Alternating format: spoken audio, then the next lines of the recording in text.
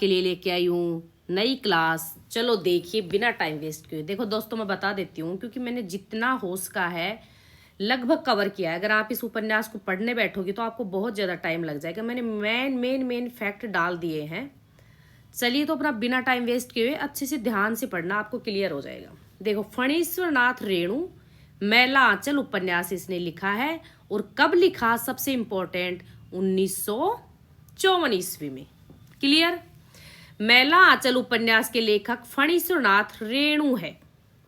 इनका जन्म कब 4 मार्च 1921 को हुआ। ओराही हिंगना नामक गांव में जिला पूर्णिया बिहार में हुआ था। 1942 ईस्वी के स्वाधीनता संग्राम में इन्होंने एक प्रमुख सेनानी की भूमिका निभाई। इनके साहित्य में दमन और शोषण का विरोध नजर आता है। 11 अप्रैल 1977 ईस्वी में इनका निधन हुआ। क्लियर यहां तक। अब देखिए आगे। मैला आंचल की रचना के पश्चात इन्हें विशेष प्रसिद्धि मिली। कब प्रसिद्धि मिली? जब मैला आंचल लिखा उसके बाद इसको प्रसिद्धि मिली। अब रामचंद्र तिवारी के अनुसार, वेरी इंपॉर्टेंट, ध्यान दीजिएगा, फणीश्वर नाथ रेणु को हिंदी का सर्वश्रेष्ठ आंचलिक उपन्यासकार माना जा सकता है। इनका पहला उपन्यास मैला आंचल इनकी ख्याति का आधार बन गया है। फणीश्वर नाथ रेणु ने उपन्यास की भूमिका में लिखा है। यह है मैला आंचल, एक आंचलिक उपन्यास। कथानक है पूर्णिया। पूर्णिया बिहार राज्य का एक जिला है। इसके एक ओर नेपाल है, दूसरी ओर पाकिस्तान और पश्चिमी बंगाल। विभिन्न सीमा रेखाओं से इसकी बनावट मुअक्कल हो जाती है। जब हम दक्षिण में संथाल परगना और पश्चिम में मिथिला की सीमा रेखाएं खींच देते हैं। मैंने इसके एक हिस्से के एक ही गांव को पिछड़े गांव का प्रतीक मानकर इस उपन्यास का कथा का क्षेत्र बनाया है। हिंदी में फणीश्वर नाथ रेणु को प्रथम आंचलिक उपन्यासकार एवं उनके उपन्यास मैला आंचल को प्रथम आंचलिक उपन्यास के रूप में स्वीकार किया है। यहां तक क्लियर। अब मैं इसका है ना थोड़ा सा आपको एक चीज बता देती हूँ कि इसमें ना आपको इसकी भूमिका से एक पॉइंट पूछेगा। वो उपन्यास की भूमिका से है। और उपन्यास की भूमिका से क्या है कि इसमें फूल भी है, सूल भी है, धूल भी है, गुलाब भी है, कीचड़ भी है, चंदन भी है, सुंदरता भी है, कुरूपता भी है। मतलब किसी से दामन बचाकर निकल नहीं पाया। तो ये पूछे किसकी उपन्यास की भूमिका से है, तो ये मैला आंचल उपन्यास की भूमिका से। वेरी इंपॉर्टेंट लाइन है, ध्यान रखना। चलो अब आगे चलते हैं, देखिएगा। 1954 और ये प्रथम आंचलिक उपन्यासकार थे। ये कहाँ की कथा है? बिहार के पूर्णिया जिले के मेरीगंज की कथा है। मेरीगंज गांव के अंधविश्वास, विभाजन के टोले और अनेक जाति के लोग रहते हैं। राजनीति का मुखौटा उड़े लोगों की पहचान है। आजादी के पहले और आजादी के बाद तेजी से बदलते गांव के परिदृश्य को इसमें दिखाया गया। क्लियर यहां तक। स्वार्थ नीति के साथ ही विश्वनाथ तहसीलदार के लोगों के हृदय परिवर्तन को दिखाया गया। जो विश्वनाथ तहसीलदार था उसका हृदय परिवर्तन हो गया था अंत में, तो उसके हृदय परिवर्तन को भी इसमें दिखाया गया है। इसमें मेन पात्र है ये तहसीलदार, ध्यान रखना। इसकी मुख्य कथा 1946 से लेकर 1948 तक, जब गांधी जी की मृत्यु हुई थी ना, उसकी हत्या की गई थी, तब तक की इसको कथा को माना जाता है। इसमें नदी का नाम पूछे ना आपसे तो बूढ़ी कोसी नदी जो रोहतहट स्टेशन से 7 कोस पूर्व में है। और एक इसमें कमला नदी का जिक्र आया, एक इसमें नागर नदी का जिक्र आया। तो बाई चांस पूछ ले कि कौन कौन सी नदियों के जिक्र आए, तो बूढ़ी कोसी, कमला नदी और नागर नदी। अब देखिए मैं दूसरा पॉइंट डालती हूँ इसमें, पात्र परिचय। सबसे इंपॉर्टेंट है पात्र परिचय। तो इसमें सबसे पहले है तहसीलदार विश्वनाथ प्रसाद। गांव में कायस्थ टोली के मुखिया, राजा पारबंगा के तहसीलदार, अवसरवादी किसानों की जमीन हड़पने की प्रवृत्ति। ठाकुर राम कृपाल सिंह। अब देखो इसका कोड कर लेना। ये राजपूत टोली के मुखिया थे। जो राजपूत होते हैं ना वो कृपा ज्यादा करते हैं लोगों पर। वैसे भी ठाकुर है तो वैसे भी राजपूतों को ठाकुर बोलते हैं। खेलावन सिंह यादव, यहाँ यादव है तो गांव में यादव टोली, तो यादव से यादव। जोतकी जी, जो जोतकी जी मतलब ये जो पतड़े वगैरह देखते हैं ना, पंचांग वगैरह, तो ये ब्राह्मण टोली के मुखिया हो गए। सुमित दास बेतार, तहसीलदार का बाबू और ये है चाटुकार। लक्ष्मी या लक्ष्मी बोल दो, महंत साहेब, इसमें जो वर्ड है ना, मतलब जो जैसे लक्ष्मी तो उसको लक्ष्मी ना बोल के लक्ष्मी ऐसे बोलते हैं इसमें, जो क्योंकि ये है ना बिहार साइड के एक गांव को दिखाया गया ना, तो इसमें अंधविश्वास वगैरह, तो उन चीज़ों को थोड़ा ध्यान रखते हुए ना इसके नाम, जैसे आप कालीचरण को कालीचरण, सुमर्ति दास को सुमिरत दास ऐसे बोलते हैं। आगे देखिए, बालदेव सिंह जी कांग्रेस के कार्यकर्ता, गांधी जी और अहिंसा के समर्थक है। कौन? बालदेव। ध्यान रखना, एक है बावनदास, एक है बालदेव, इनका थोड़ा ध्यान रखना, क्योंकि जो बावनदास था ना वो गांधी जी का प्रतीक माना जाता था। अब है कालीचरण, सोशलिस्ट या कम्युनिस्ट या मार्क्सवादी पार्टी का कार्यकर्ता, गांव में विद्रोह एवं जागृति हेतु हिंसक मार्ग का समर्थक। कौन था? कालीचरण। और कालीचरण का ध्यान दीजिएगा कि कालीचरण है ना गांव में सुधार पर बहुत ज्यादा बल देता था। क्या करता था? गांव में सुधार पर बल देता था। कौन? कालीचरण। डॉक्टर प्रशांत इसका मेन पात्र है, गांव के मलेरिया अस्पताल का डॉक्टर है ये। कमली विश्वनाथ प्रसाद की बेटी है जो डॉक्टर से प्रेम करती है। बावनदास या बोनदास, मैंने अभी बताया था बावनदास गांधी जी का प्रतीक है, तो कट्टर कांग्रेसी कार्यकर्ता बालदेव के मित्र हैं। जो प्यारू है वो डॉक्टर प्रशांत का नौकर है। क्लियर? अब आगे देखिए, इसमें टोटल है ना 256 पात्र है। अब मैंने यहाँ और ऐड कर दिया पात्रों को, इंपॉर्टेंट।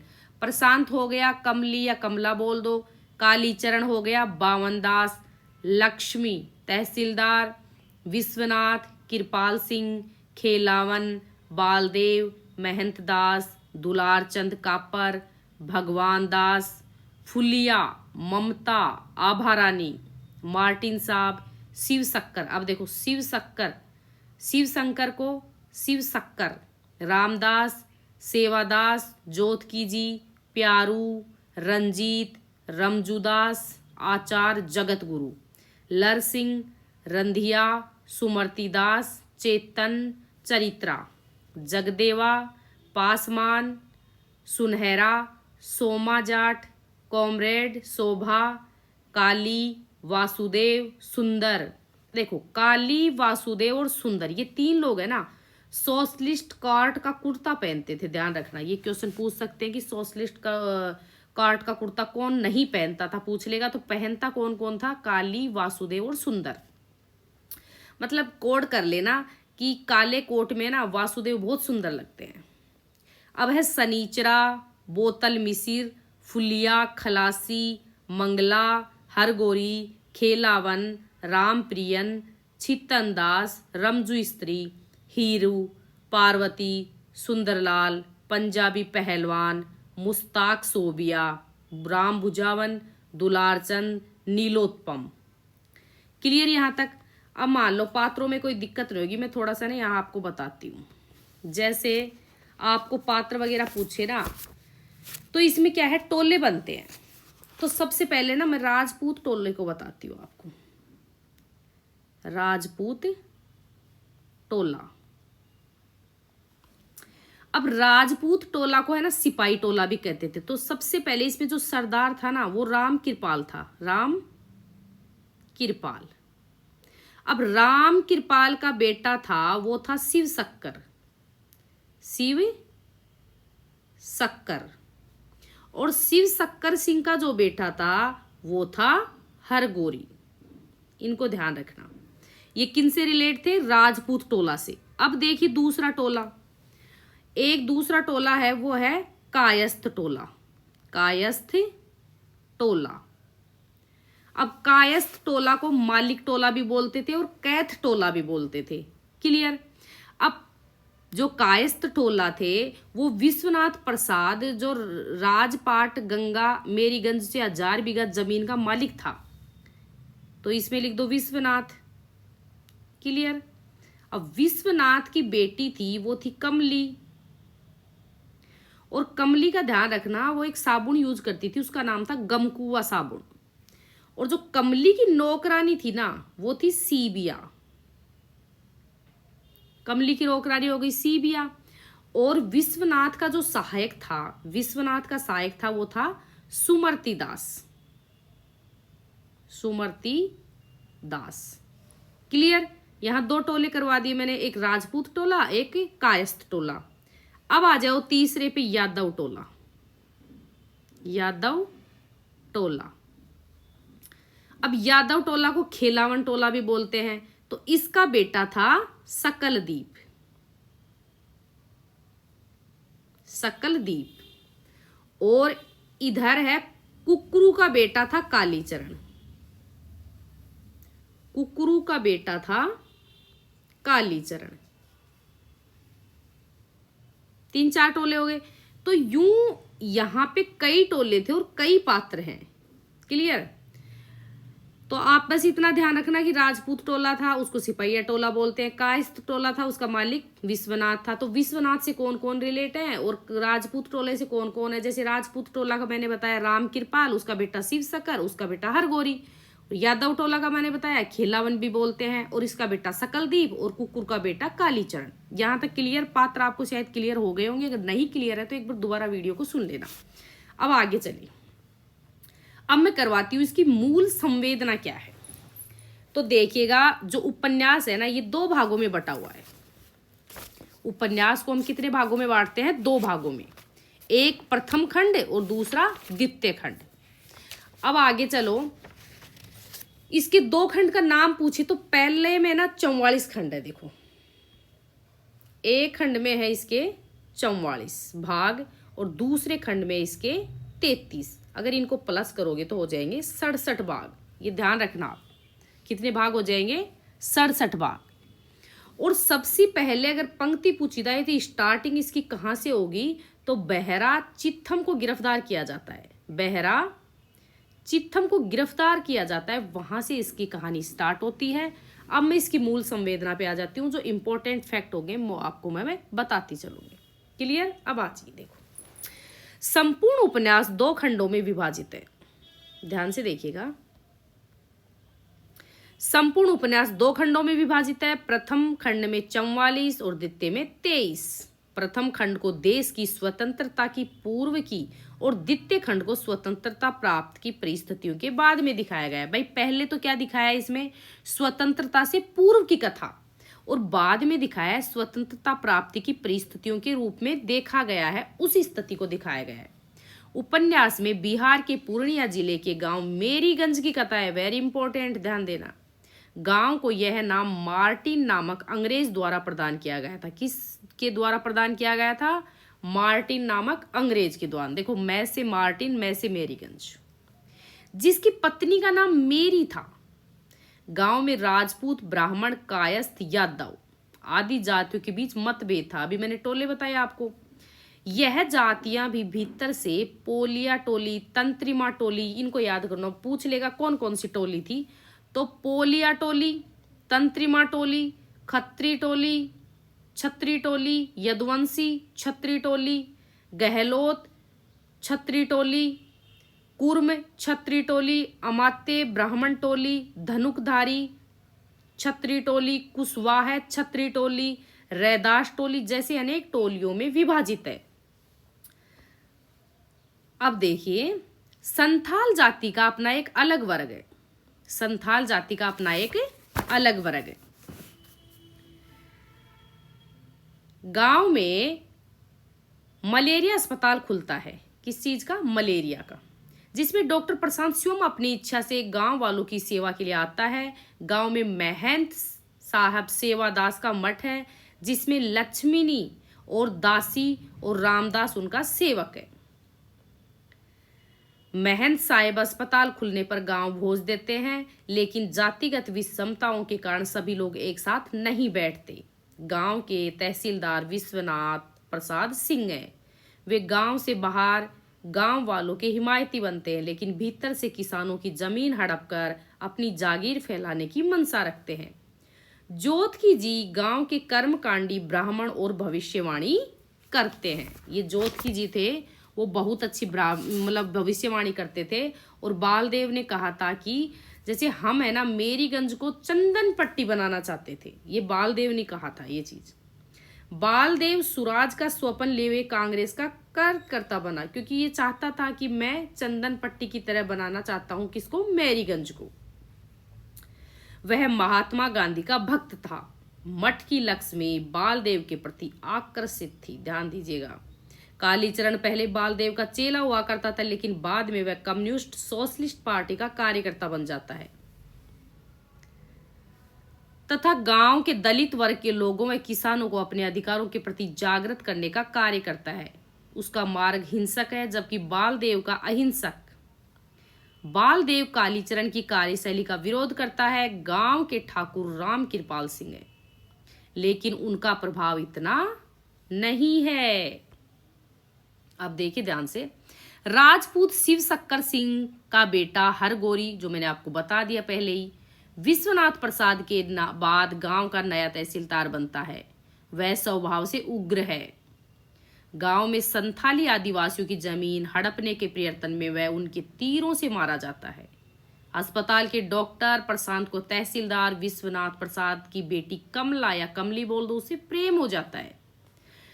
डॉक्टर प्रशांत पूर्ण समर्पण भाव से गांव के लिए कार्य करता है। वह मलेरिया और काला बुखार को ठीक करने की दवाई तैयार करता है। गांव वाले उससे प्रसन्न होते हैं। गांव में विविध मसलों को सुलझाने के लिए बैठने वाली पंचायतों में छोटी जाति वाले लोगों को भी सहभागी बनाने के लिए कालीचरण अपना पक्ष रखता है। विरोध के बावजूद कुछ उच्च जाति वाले लोग उसका समर्थन करते हैं। बालदेव और बावन दास कट्टर कांग्रेसी कार्यकर्ता था। बावन दास क्या था? कट्टर कांग्रेसी कार्यकर्ता और बालदेव का मित्र था। मिलकर गांव में चरखा सेंटर की स्थापना करी। बावन दास गांधी जी के भक्त हैं। बावन दास क्या थे? गांधी जी के भक्त थे। समय के साथ गांव में कम्युनिस्ट पार्टी की गतिविधियां तेज होने लगी। गांव के लोग भी उसी की ओर अधिक आकर्षित होते हैं। कांग्रेस के भीतर स्वार्थी लोग अपना प्रभाव जमा लेते हैं। परिणाम स्वरूप बालदेव और बावन दास का वहां से मोहभंग हो जाता है। बावन दास बालदेव से कहता है कि भारत माता रो रही है, जार जार हो रही है। उन्हें स्वराज का सपना झूठा प्रतीत होने लगता है। डॉक्टर प्रशांत को साजिश कर झूठा साम्यवादी बनाकर जेल भिजवा दिया जाता है। अब क्या यहाँ पे डॉक्टर प्रशांत को जेल भेज देते हैं। अब आगे की कथा देखो। कमली डॉक्टर प्रशांत से गर्भवती हो जाती है। इसी बीच देश को आजादी मिल जाती है। आजादी का जश्न मनाया जाता है। समय के साथ सोशलिस्ट पार्टी में भी स्वार्थी लोग घर कर जाते हैं। कालीचरण का भी वहां से मोहभंग हो जाता है। पूर्व साम्यवादी कार्यकर्ताओं, डकैत, चलित कर्मकार से संबंध जोड़कर कालीचरण को भी जेल में डाल दिया जाता है, लेकिन वह जेल से फरार हो जाता है। इसी बीच महात्मा गांधी की हत्या हो जाती है। बालदेव अपना मानसिक संतुलन खो बैठता है। बावन दास जीवन से निराश हो जाता है। उन दोनों को लगता है कि जैसे उनके साथ नियति ने छल किया, देश का विभाजन हो जाता है। सीमा पर कुछ दलालों के कालाबाजारी के सामान की गाड़ियां रुकवाने के प्रयत्न में बावन दास की हत्या कर दी जाती है। लक्ष्मी और बालदेव साथ साथ रहना शुरू कर देते हैं। अंत में डॉक्टर प्रशांत जेल से छूट जाता है। वह अपनी मित्र ममता के साथ मेरीगंज पहुंचता है तथा कमली और अपने बच्चे को स्वीकार करता है। अब आगे देखिए इसकी घटनाएं। मेरी सबसे पहले खंड में कौन कौन सी घटनाएं हैं, इनको ध्यान देना कि जो मेरीगंज गांव में ना सबसे पहले मलेरिया अस्पताल की स्थापना हुई। गांव में राजपूत, कायस्थ, ब्राह्मण, यादव, संथाल आदि जाति आपस में मनमुटाव में चल रही थी। ब्राह्मण टोली द्वारा अंग्रेजी अस्पताल का विरोध किया जा रहा था। देखो भाई, यहाँ पे ब्राह्मण लोग किसका विरोध कर रहे हैं? अंग्रेजी अस्पताल का। ये जो टोली है ना, ब्राह्मण टोली, ये अंग्रेजी अस्पताल का विरोध कर रही है। महंत साहेब सेवादास और दासिन लक्ष्मणी के संबंध तथा सेवादास की मृत्यु के पश्चात रामदास का महंत बनना। बालदेव और लक्ष्मी के बीच प्रेम होना। बालदेव और बावन दास का सूराज का स्वप्न देखना। ब्राह्मण जोतकी जी द्वारा गांव में अनर्थ की भविष्यवाणी करना। गांव में अंधविश्वास की जड़ें गहरी होना। सॉरी। अब देखिए आगे।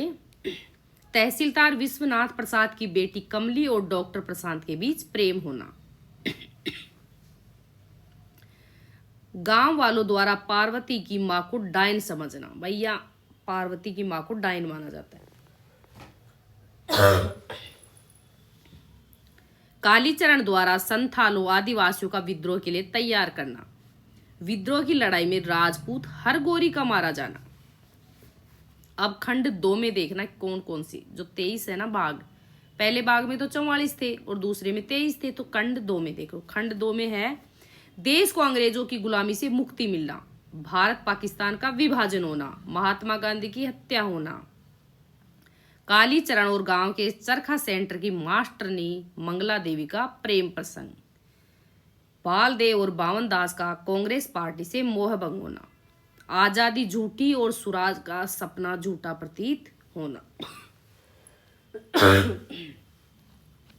हिंदू मुस्लिम दंगे होना, तहसीलदार विश्वनाथ प्रसाद की दोगली नीतियों का उजागर होना, कांग्रेस के नवनिर्वाचित स्वार्थी नेता छोटन बाबू द्वारा डॉक्टर प्रशांत को मार्क्सवादी बनाकर गिरफ्तार करवाना, जोतकी जी के कहने पर हीरू द्वारा पार्वती की मां को डायन समझकर उसकी हत्या करना। यहाँ पार्वती की जो मां है उसको डायन माना जाता था। लक्ष्मी का मठ से अलग होना व बालदेव के साथ पत्नी के रूप में रहना, कालीचरण का कम्युनिस्ट पार्टी से मोहभंग होना, बावन दास का संशय कि सुराज गलत हाथों में चला गया व बावन दास की हत्या हो जाना, डॉक्टर प्रशांत और कमली का मेल होना। अब देखो यहाँ उपन्यास की मूल संवेदना के रूप में तत्कालिक राजनीतिक परिस्थितियों तथा भारतीय ग्रामीण अंचल पर उसके प्रभाव को लिया जा सकता है कि भाई उस टाइम क्या क्या हो रहा था, उस चीज को यहाँ पे लिया गया है।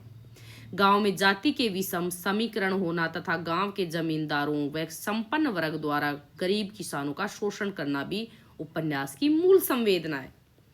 उपन्यासों में आजादी प्राप्ति के प्रयत्नों, जागरूकता अभियानों में सच्चे पार्टी कार्यकर्ताओं का चित्रण किया गया है। इन कार्यकर्ताओं को बाद में केवल निराशा ही हाथ लगी। बावन दास की हत्या सुराज के ईश्वरपन की हत्या है। ध्यान दीजिएगा, बावन दास की हत्या क्या थी? सुराज। यहाँ स्वराज्य को सुराज लिख रखा है। इसी उपन्यास में ऐसे ही आपको शब्द मिलेंगे।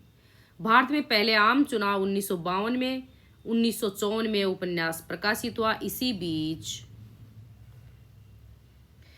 के संक्रमणकालीन समय को व्यंग्यात्मक तरीके से चित्रित करते हुए लेखक ने दर्शाया कि किस प्रकार आजादी झूठी साबित हुई।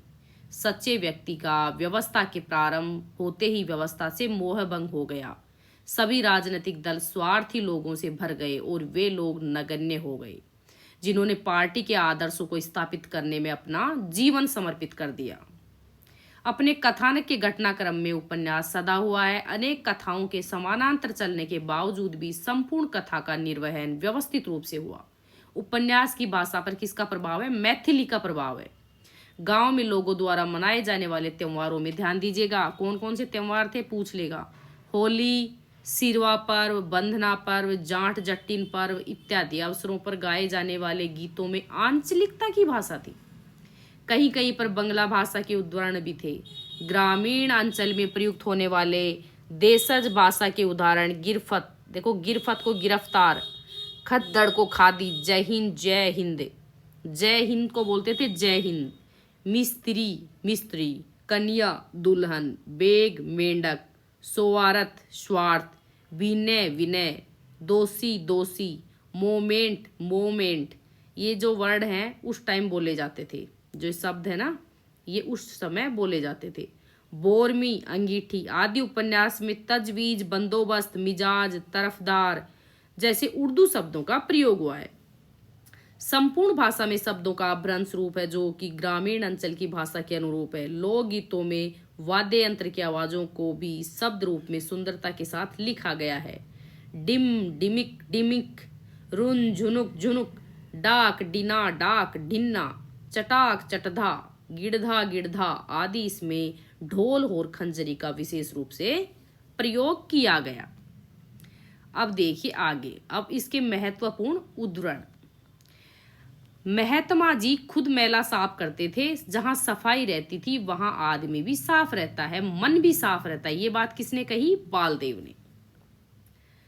मतलब ऐसे कर लो ना, मान लो आपको ये स्टेटमेंट याद नहीं रहेगा तो भी साफ आप है ना, ये जो बाल देव था ना, देवताओं का हर जगह साफ रखता था, मैला वगैरह सब कुछ साफ करता था।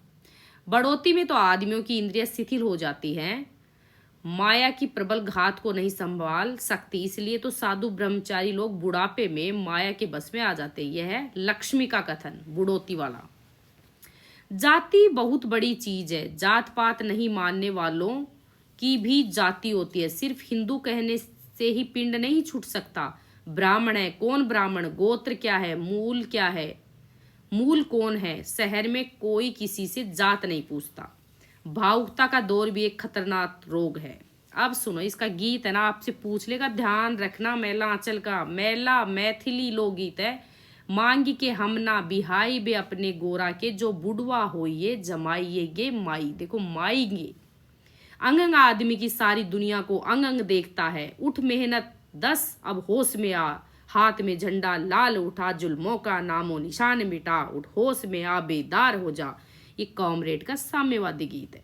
तो 3 गीत हो गए, माईगे, अंग अंग वाला, उठ मेहनत कस कर। जमीन किसकी है, जोतने वालों की। जो जोतेगा वह बोएगा, जो बोएगा वह काटेगा, कमाने वाले खाएगा। इसके चलते जो गीत हो कालीचरण का है। महंगी पड़े अकाल हो, पर्व त्योहार हो तो मानना ही होगा। आदमी को ऊपरी आमदनी की असल आमदनी होती है। आदमी की जो ऊपरी आमदनी होती है ना, उसको असली आमदनी मानते हैं। जिसके पास जमीन नहीं वह आदमी नहीं, जानवर है। जानवर घास खाता है, लेकिन आदमी तो घास खाकर नहीं रह सकता।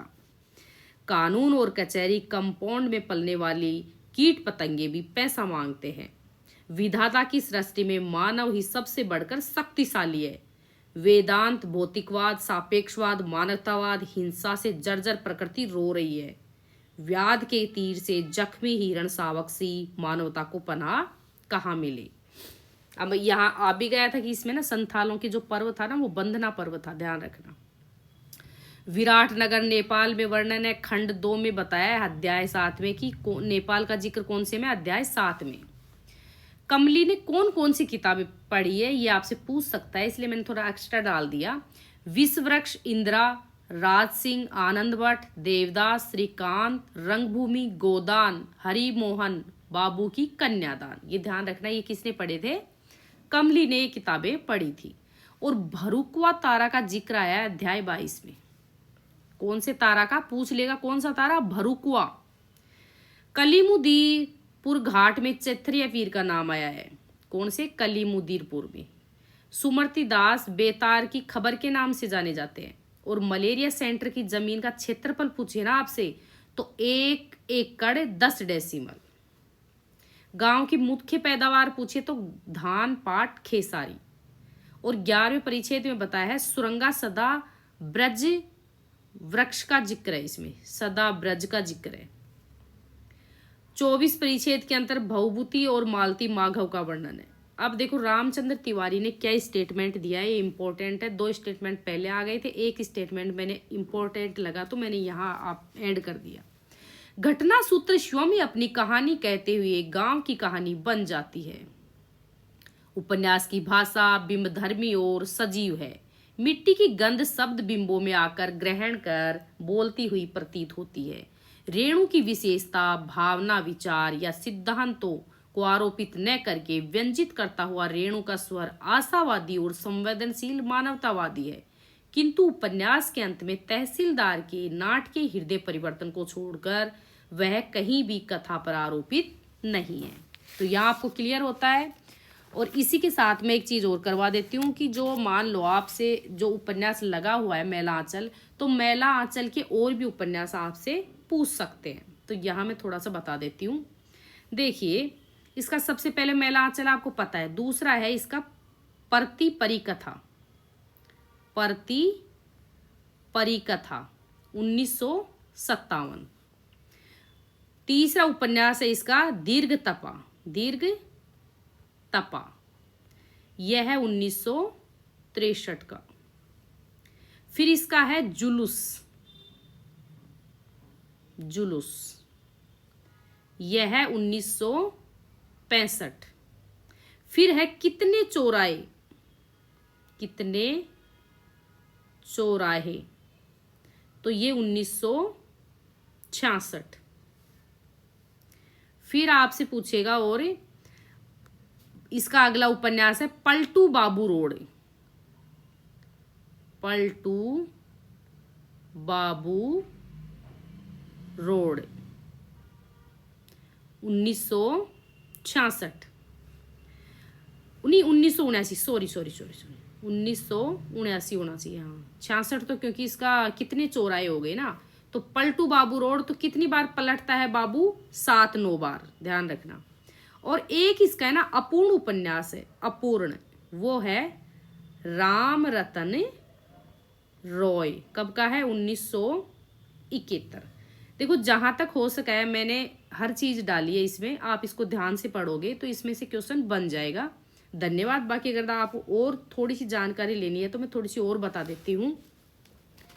ये 1946 से लेकर वैसे 1954 तक का इसमें बताया जाता है, लेकिन मेन पूछा जाए तो 1946 से 1948 का इसमें वर्णन किया गया है।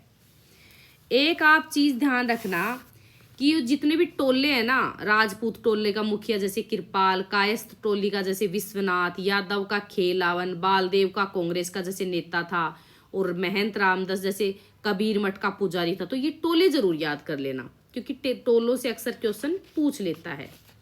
और इसमें एक क्वेश्चन ध्यान रखना कि जोतकी जी थी ना, ये भविष्यवाणी करते थे, जोतकी जी भविष्यवाणी करते थे। और इसमें एक चीज है, ये और मैं बता देती हूँ, जो रामदास, महंत दास और सेवादास। अभी महंत का शिष्य रामदास था, और जाति में यहाँ ना भेदभाव वगैरह यहाँ पे किया जाता था। एक चीज इसमें ये है, ब्रोमाइट का भी इसमें वर्णन आया है। और जो विश्वनाथ का नौकर है ना, उसका नाम रंजीत था। ये भी इंपॉर्टेंट हो जाता है, जैसे पूछ लिया जाता है कि कौन कौन से पर्व वगैरह हो गए आपके। सिरवा पर्व बता दिया, बंधना पर्व बता दिया। और इसमें लगभग अब इसमें ना आपसे पूछ सकता है कि जाति को कितने भागों में बांटा है। तो इसने ना 2 भागों में बांटा है जातियों को, 2 भागों में, एक गरीब जाति और दूसरी अमीर जाति। ये भाग 34 में बताया गया है कि जाति 2 जाति हैं। और इसमें रोग के 2 कीटाणु बताए गए हैं, रोग के 2 कीटाणु, 2 कीटाणु बताए हैं, 2। वो कौन कौन से हैं? एक तो गरीब और दूसरा जहालत। या जहालत का मतलब पता है क्या होता है? अशिक्षा या अज्ञान होता है जहालत का मतलब। आपसे पूछेगा दामुल होज क्या होता है, जैसे ये भी इंपॉर्टेंट हो जाता है फैक्ट। तो दामुल होज का मतलब होता है आजीवन कारावास। जब संथालों को कहते हैं कि सभी संथालों को दामुल होज हो गया था, तो ये भाग 2 में पूछा गया है, सबसे ध्यान रखना। भाग 2 का है ये। दामुल होज कब होता है? भाग 2 में होता है। क्लियर? और कालीचरण था वो पूंजीवाद के खिलाफ था। और संथालों को है ना, गैर संथालों को दिक्कू भी कहा जाता था, ये ध्यान रखना। और एक चीज इसमें आएगी कि कौन से मेले का वर्णन किया। तो यहाँ ना चंपापुर मेला आता है इसमें, एक चंपापुर मेले का जिक्र है। बाई चांस पूछ ले कौन से मेले का जिक्र है, तो चंपापुर मेले का इसमें जिक्र है। और ममता, इसमें जो कमली का पुत्र होता है ना, ये क्वेश्चन आपसे पूछ सकता है कि जो कमली का पुत्र था उसका नीलोत्पम नाम किसने दिया था, जिसको नीलू भी बोलते थे? तो ममता ने दिया था। जो प्रशांत की सखी थी उसने इसका नाम दिया था। यहाँ आपका ये खत्म होता है। धन्यवाद।